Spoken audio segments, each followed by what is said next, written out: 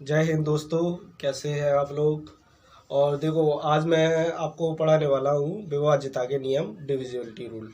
क्योंकि ये आपको आना चाहिए बहुत अच्छे से, डिविजिबिलिटी रूल। तो देखो, सबसे पहले तो डिविजिबिलिटी रूल पढ़ाने से पहले एक बात बता दूं आपको कि अभी जो भी मेरे भाई जो रेलवे ग्रुप डी या एनटीपीसी के लिए प्रिपरेशन कर रहे हैं, तैयारी कर रहे हैं, तो जो अभी 2018 में पेपर हुआ था ग्रुप डी और एनटीपीसी का, वो सॉरी इसका आरआरबी एएलपी का, असिस्टेंट लोको पायलट का। तो वो क्वेश्चन पेपर जो मैथ के क्वेश्चंस हैं वो मैं सॉल्व करवाऊंगा, कल से क्लास स्टार्ट होगी उसकी। ठीक है ना, तो जुड़े रहिए हमारे साथ। और जो हमारे एएलपी के थे, ग्रुप डी के थे, और पहले जो 2016 में एनटीपीसी का एग्ज़ाम हुआ था, इस तरह से कुल मिला के मतलब 2-3 हज़ार के आसपास क्वेश्चंस हैं। तो एक शिफ्ट में लगभग 25 क्वेश्चंस के आसपास रहते हैं, तो उनको हम सॉल्व करेंगे। ठीक है ना। देखो भाई, चलो मैं डिविजिबिलिटी रूल, विभाज्यता के नियम के बारे में बता रहा था आपको क्या होता है। देखो, डिविजिबिलिटी रूल पहले मैं यहाँ पे लिख देता हूँ, डिविजिबिलिटी रूल। ठीक है, इसको बोलते हैं हम विभाज्यता के नियम। दिख रहा है यहाँ पे? ठीक है, चलो लिख देते हैं डिविजिबिलिटी रूल। ठीक है, विभाज्यता के नियम, विभाज्यता के नियम। तो देखो, इसमें क्या है, सबसे पहले तो आपको पता होना चाहिए कि जीरो, देखो जीरो से स्टार्ट करते हैं। आपको पता है कि जीरो जो है हमारा, वो हर एक नंबर से डिविजिबल हो जाता है। मतलब हर नंबर से जीरो, हर संख्या से कटता है, सिर्फ जीरो को छोड़कर। जीरो से ही नहीं कटता, क्योंकि जीरो से कोई भी संख्या कटती है तो आपको पता है इनफाइनाइट बन जाता है। और जो हमारा एक है, एक, तो एक से हर संख्या कट जाती है। ठीक है, और लेकिन एक हमारा किसी संख्या से नहीं कटता, सिर्फ एक को छोड़कर। ठीक है ना। जैसे हमारा, और दो के लिए बताऊं मैं, तो दो का क्या होता है कि दो से वही संख्या कटती है, इसका लास्ट का जो अंक है, लास्ट डिजिट है, वो हमारा दो से कटना चाहिए। लास्ट अंक शुड बी डिविजिबल बाई 2। देखो, जैसे मान लो हमारा कोई भी संख्या लिखी है, 544 लिखा हुआ है, तो आपको पीछे दिखा 4, कितना दिखा 4, तो 4 आपको पता है 2 से कटता है, यानी कि ये संख्या भी आपकी 2 से कट जाएगी। ये तो पता ही है, तो कॉमन सी बातें हैं, छोटी छोटी बातें हैं। ठीक है, अब बात करता हूँ मैं 4 की। तो 4 के लिए क्या है कि हमारा लास्ट के दो अंक, last 2 digit should be divisible by 4, यानी कि लास्ट के दो अंक हमारे जो है 4 से विभाजित होना चाहिए, तभी वो संख्या हमारी 4 से कटेगी। ठीक है ना। जैसे कि मान लो लास्ट की कोई भी संख्या ले लो 4 से कटने वाली, मैंने ले ली 576। ठीक है, 576। अब ये संख्या हमें पता नहीं है अभी कटती है कि नहीं कटती। 2 से तो कटती है, क्योंकि लास्ट की संख्या 2 से कट रही है। अभी हमको देखना है कि 4 से कटती है या नहीं कटती। तो मैं यहाँ पे इस लास्ट के 2 डिजिट, मैंने बोला लास्ट के 2 digit should be divisible by 4, तो लास्ट के हम 4 में, ये 76 में, 76 में 4 का डिवाइड करते हैं, तो 4 एकम 4, 3 बच गए, 4 नाम 36, यानी कि देखा आपने, एक कट गया, यानी कि ये संख्या भी हमारी क्या है, 4 से कट जाएगी। ठीक है ना।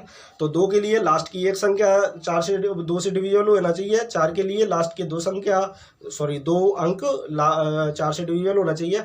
और 8 से वही संख्या कटती है जिसके लास्ट के 3 अंक 8 से कटते हैं।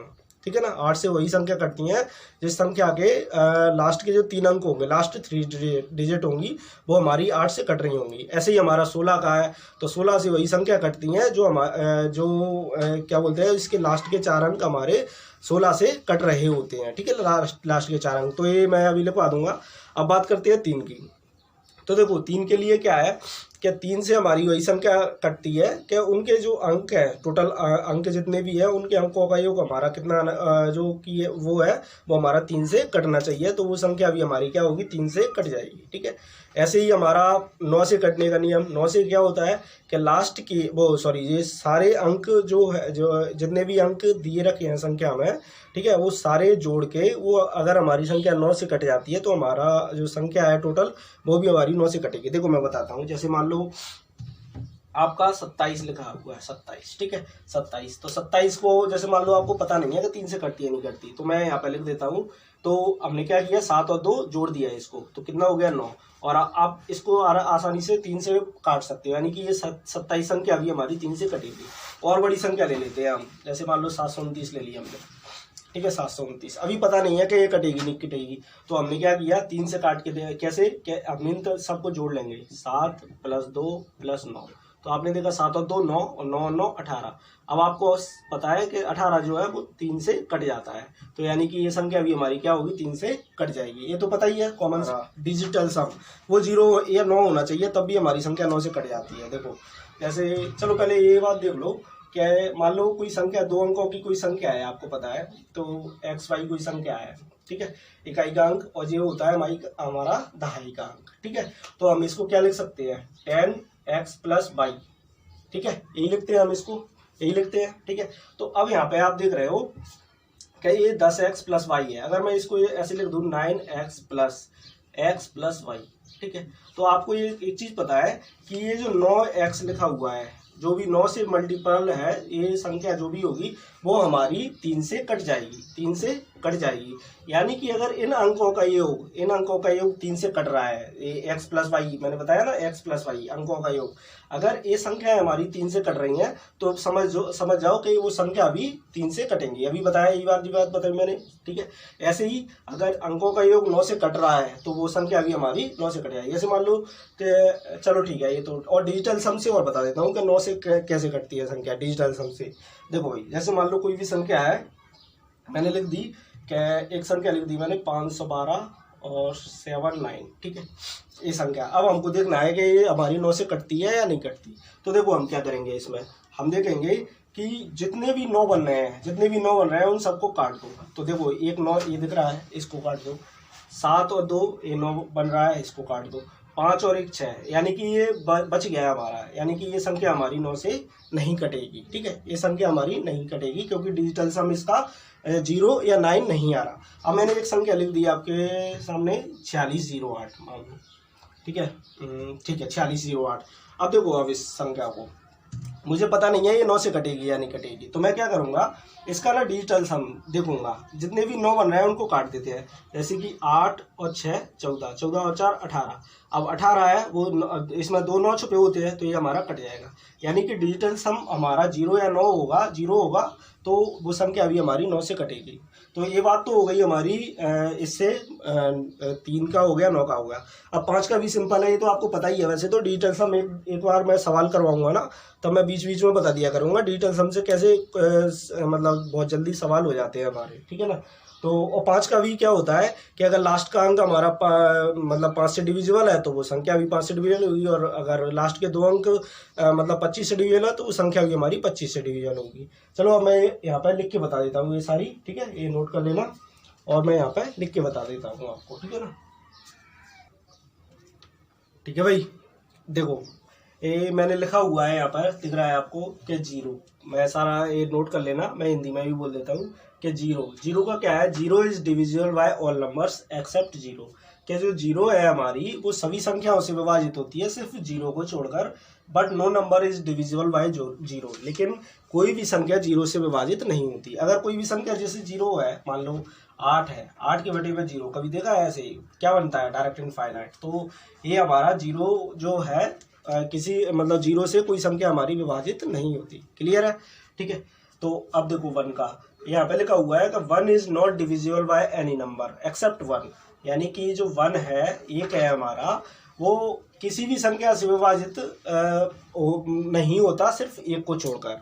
1 हमारा 1 को छोड़कर किसी भी संख्या से विभाजित नहीं होता, सिर्फ 1 से विभाजित होता है।